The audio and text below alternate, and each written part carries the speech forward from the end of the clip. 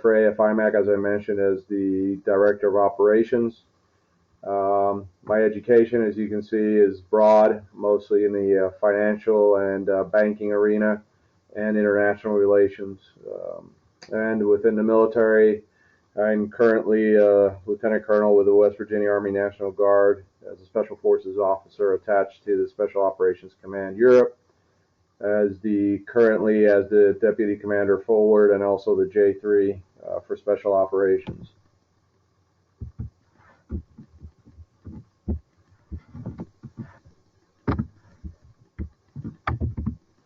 This is a quick agenda that I plan on following this morning. We're going to start by quickly identifying, the areas in which your companies operate, which is critical to the success of any operation. We're going to talk about the company's internal analysis that has to take place. We're also going to address the effects of the business, the operation, and the location of your business or of your multinational or transnational on the risk mitigation factors. We're also going to go ahead and define what the future environments should look like and the process by which you get to this point. We're going to discuss a bit about risk mitigation, and then we will jump into a quick case study from Western Africa. So one of the key aspects is you have to know where your operations are located. I know at times it's very difficult. I've had people tell me when I go to fly to Puerto Rico to make sure that I take my passport, which I find rather funny. But anyway, you have to know where your operations are located. You have to have the necessary situational awareness to know the basics of where your operations are located. If you're located in Mexico, for example, not all of Mexico is bad. You have to know specifically what are those endangering mechanisms in the region where you operate within Mexico that could affect your operations in Mexico. And you can take Mexico, and what may work in Mexico may not necessarily work, for example, in Colombia. These are two totally diverse and different operational environments. And you cannot take Colombia as a cookie cutter and then put it over Venezuela, for example. That has a total different set of problems and security matters, which multinationals are now becoming very, very quickly aware and attuned to. You have to generate within your organization and within your corporate security structure a common operational picture. You need to understand where you're at, where you're going, and how this is synchronized with your multinational or your companies. I'll use from here forward companies. Your company's line of business and what their business model and plan is. To merely focus on placing up a fence, security cameras, biometrics, what are your access controls, how it really doesn't build a common operational picture. You have to create that link analysis that goes from what the operations are that your company focuses on. What is that center of gravity that your company is focusing on in that country, and creating that link that goes outside of that common operational picture and generate that link that goes to those factors that can affect in a positive or negative manner your security posture. You have to establish intelligence estimates. There are various different ways of doing your intelligence estimates, but this is a word that people, unfortunately, in the security industry kind of cringe when you hear intelligence. Connotations of CIA, FIS, and other organizations comes to mind. But information, and we have to make a distinct separation here. Information is open source. Information is me going on right now on the web to CNN and reading what's going on there. That's information. Intelligence is taking what CNN is telling me online, using people that I have in the area, in the region, their placement, their access, the information that they're feeding me, and myself and my team analyzing this information, creating the link analysis, doing these estimates, and turning it out into actionable type intelligence, which will allow your corporate security structure to be able to operate in the future and in the present and not dwell in the past. This triangle here in 3D shows you how that process should work. Hence the center of gravity there, which is the process. Okay, you have to look at your organization. You have to design that strategy, which must be synchronized or nested with technology and the people, taking into consideration that people is the important human factor of any multinational. Okay, you have to develop what are those enabling support mechanisms to facilitate your process. How are you going to govern that process? How is that process going to emerge? Is it going to be in the form of policies? Is it going to be in the form of hands-on approach? So you need to define that. And also, what's the culture and the environment that exists, for example, between the people and the organization itself and the new strategy? A lot of folks, due to financial or economic matters, have opted, for example, to no longer place expats overseas to save money.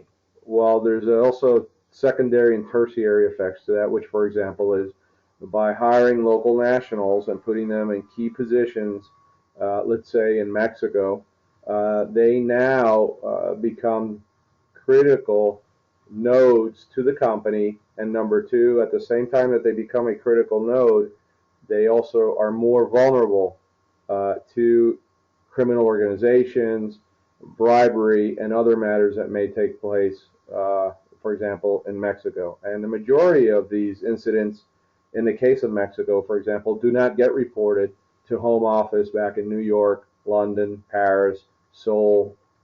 It just does not work that way. Your company internal analysis is basically an ongoing cycle. This cycle here that you see is not one that is just done once, it's shelved and put away. It has to be an ongoing cycle where you're basically doing your internal analysis on the risk management. You have to identify and define the risks, the risk or risks that you may be confronting within your operations and in the area where you're operating. You must go ahead then and develop risk mitigating policies and procedures. This is key for two reasons. One, your policies and procedures will put everyone on notice, and that everyone will go through a process of analysis in order to generate these policies and procedures. Number two, with the policies and procedures, now you can develop your tangible, hands-on, practical processes from the lowest levels in your outstations, which we'll say are in your different country operations, all the way to those processes that will be followed at home office. And that is a critical process. Also, how are you going to communicate the techniques and what are those resources required in order to facilitate these processes which you've just developed and put out in your policies? So that's another thing that has to go into that internal analysis and your allocation of assets and resources. And the most important of all, which many do become very, very complacent about, is the observing and the recording of your risk management internal analysis. No plan is ever a perfect plan. However, during the execution of that plan, you do observe, you do record, and you can effectively take note and execute an after-action review, which will allow you to understand where you need to improve and what you need to maintain, and how that internal analysis that you have conducted can be enhanced to your advantage.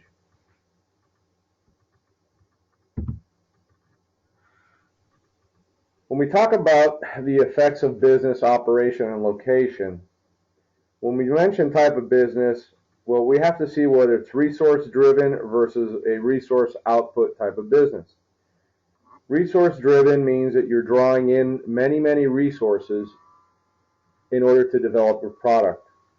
With that, there comes many different lines of communication, or LOCs, and different means by which to transport the raw resource to your facilities for processing in order to then move your final product.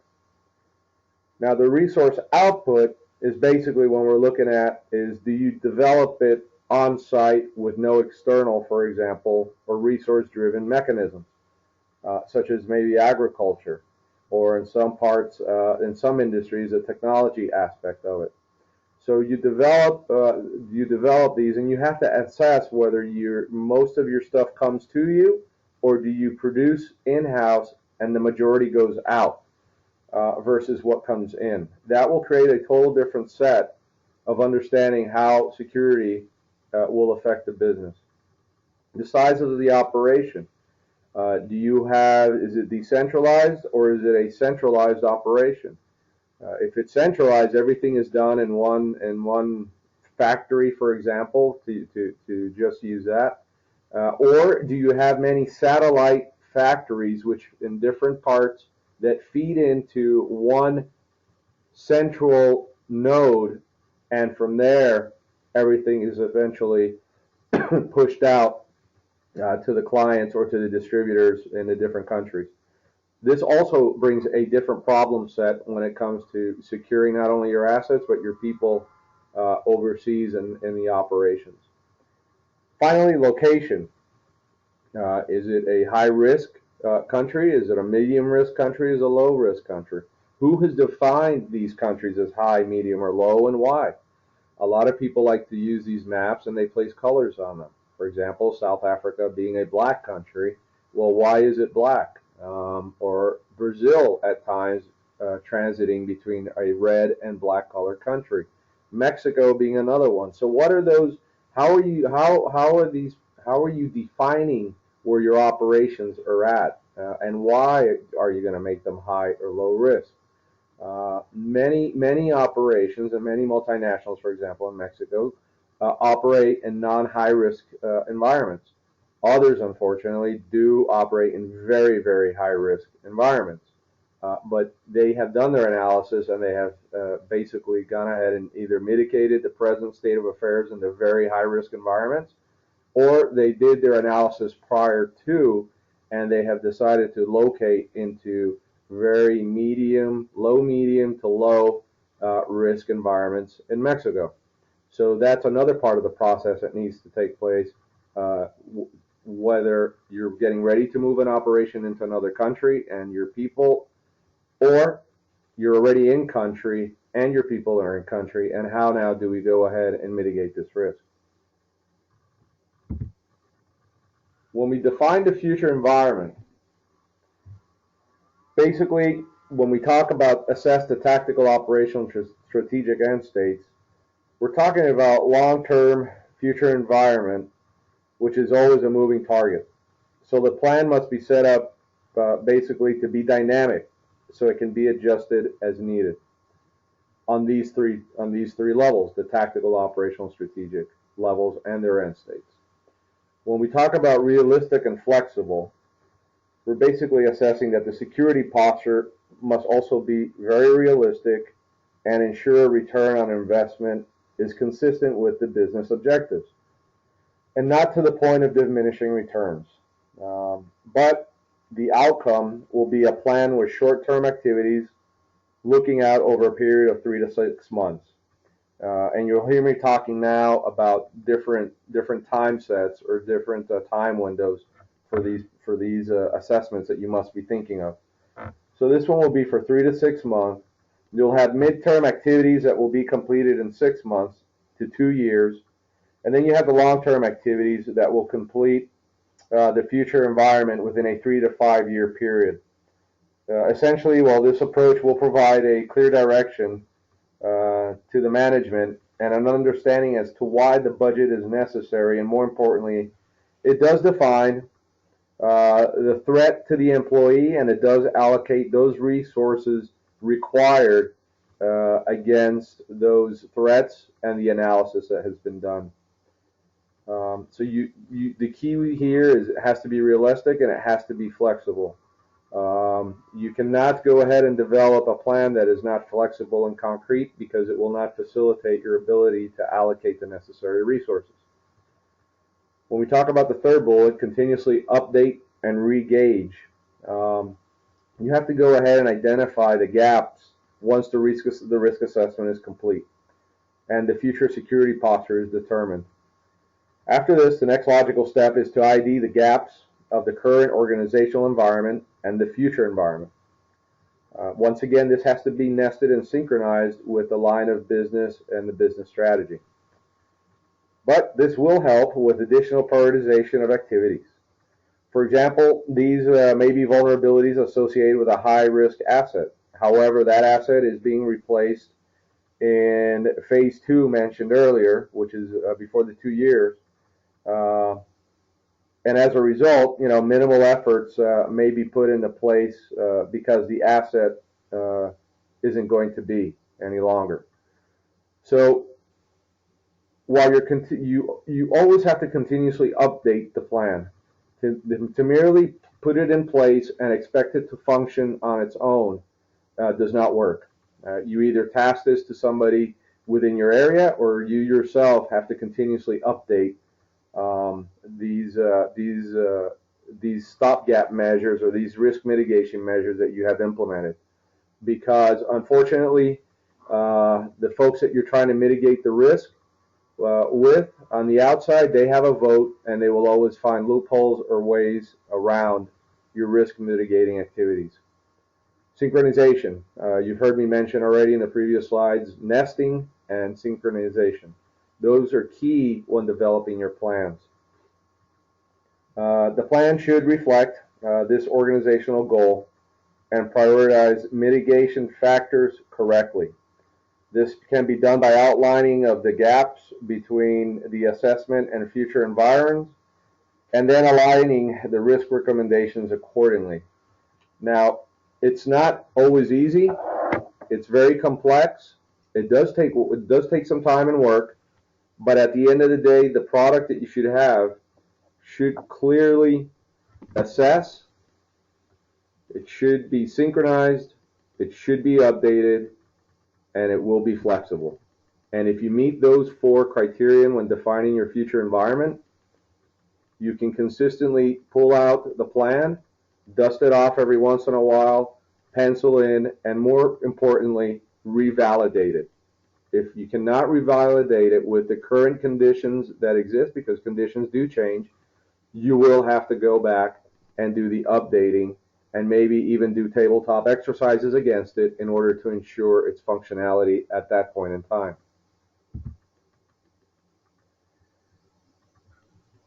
Risk mitigation.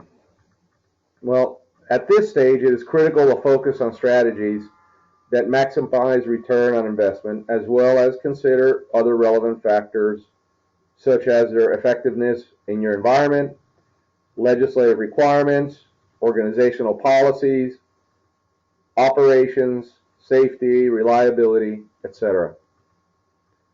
The security roadmap should clearly represent the risks faced by the organization and risk management strategies that can be employed to reduce those risks. Risk management strategies fall into 4 main categories. I'll mention these: risk mitigation, risk transfer, risk avoidance, and risk acceptance. Risk mitigation, in our experience in AFIMAC, the majority of current risk arrangements is to reduce the exposure through security countermeasures, be it people, processes, and technologies. So the majority of folks, when you protect your assets and your people abroad, you're going to look at risk mitigating means and techniques. Another mean is you can try and risk transfer this over to somebody else who will manage it for you. For example, if you're outsourcing your IT or your security functions, can you transfer this risk contractually, let's say, to a third party or to an insurance provider? That is something that has to be assessed and looked at, specifically when you look at nowadays themes like duty of care and duty of responsibility. Another is you just avoid the risk totally, which is risk avoidance. So can you avoid that existing risk in that environment that you're going to place your assets and your people in, such as eliminating an existing online or network capability, for example, or are you going to go ahead and avoid risk by moving into a high-risk region in Colombia, but maybe move your operations to a more medium to low-risk environment within the same country or neighboring countries? Finally, when we talk about the risk acceptance, uh, some risk is actually, people will say, is cheaper to accept than to fix, and they will assume that risk. We always believe that the risk itself, the effects of not dealing with that risk will result very, very expensive, both on the human toll and the asset toll. There is a point of diminishing returns with security spending, basically when you lack a plan and you're just basically doing a knee-jerk reaction to generate a sense of security for your assets and people abroad. Case study, we will talk about Guinea in West Africa. I had the opportunity a couple of years back to deal with a serious situation that developed in Guinea in Western Africa. No, it wasn't Ebola, but essentially we're talking about an operation which then was valued at about $6.5 billion. Unfortunately, assets and people were caught in the middle of a serious situation. There was a lack of political, economic, and social analysis executed by the business side of the house and not the security side of the house. Locally, there was a very divested and not synchronized assessment or understanding of the operational environment at the time on a political, economic, and social level.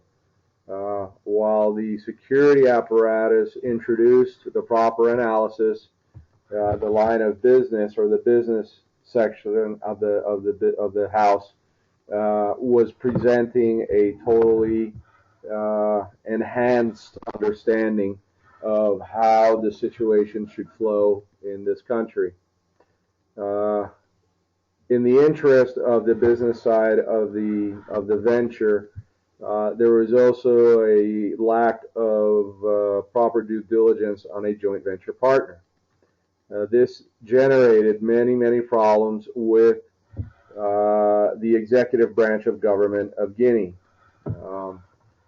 which was forecasted to happen under the security analysis, which the business sector did not wish to follow. What ended up happening here is, as a result of that joint venture partner not being in good graces with the executive branch of government, now the pressure was placed in its totality on this company. There was a lack of synchronization of corporate responsibility on the side of the company, in the sense that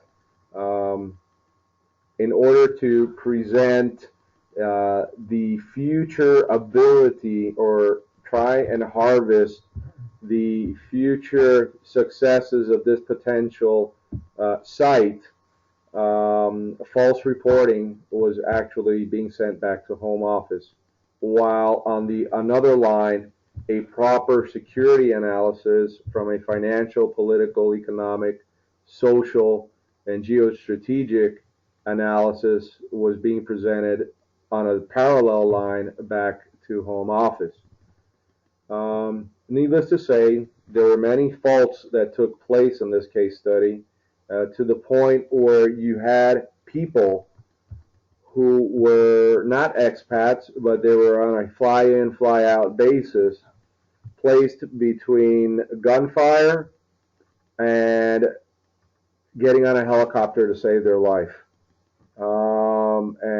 And this was a very delicate situation, which brought essentially three countries into a serious and precarious situation due to lack of proper acceptance of the intelligence estimates that were produced, the proper acceptance and adopting of the proper common operational picture which was produced, and basically a disjointed, globalizing understanding of the business model and movement that should take place in this country.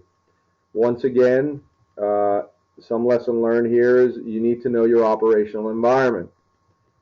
Guinea, unfortunately, is not even an emerging economy. So you must understand this. And from this, you know where you're going, how you're going to set up your operations, and basically you have to, once again, synchronize this with your intelligence estimates, your true common operational picture, and your true risk assessment, which will produce all the risk mitigating strategies that are required. One of my pet peeves is to harp on us in the industry on the fact that in the corporate security industry, it's not about security cameras. It's not just about putting up a fence line. It's just not about putting up biometrics or proper procedures for accessing a plant site. It's understanding what the political environment is. What is the economic environment? Having inroads into the social analysis and social environment to make you understand your employment pool. Who are going to be your pool of employees? Where do they come from? What do they do? What are they going to bring into, and by bring, I don't mean what are they going to bring physically into the plant, but what are they going to bring in the sense of where they're from. So those are critical things that one has to look at. Within our sector, we also have to look at the big picture and bring it all the way down to the micro picture. Because people are assets. I know during this whole presentation I separated assets and the human factor, but yes, your employees that go overseas are the asset, and that is who needs to be have that sense of security and protection when you go overseas. This case study has many other points that I cannot discuss because the client did not allow me to go into those specifics. So, but this case study just shows you a series of problems where it all starts with not understanding that this country is not even an emerging or developing economy, and that was the center of gravity or the crux of the problem that developed in that time span that I actually had to be brought in to help solve this situation. Do I have any questions at this time before I go ahead and sign off, or any comments that you may wish to share?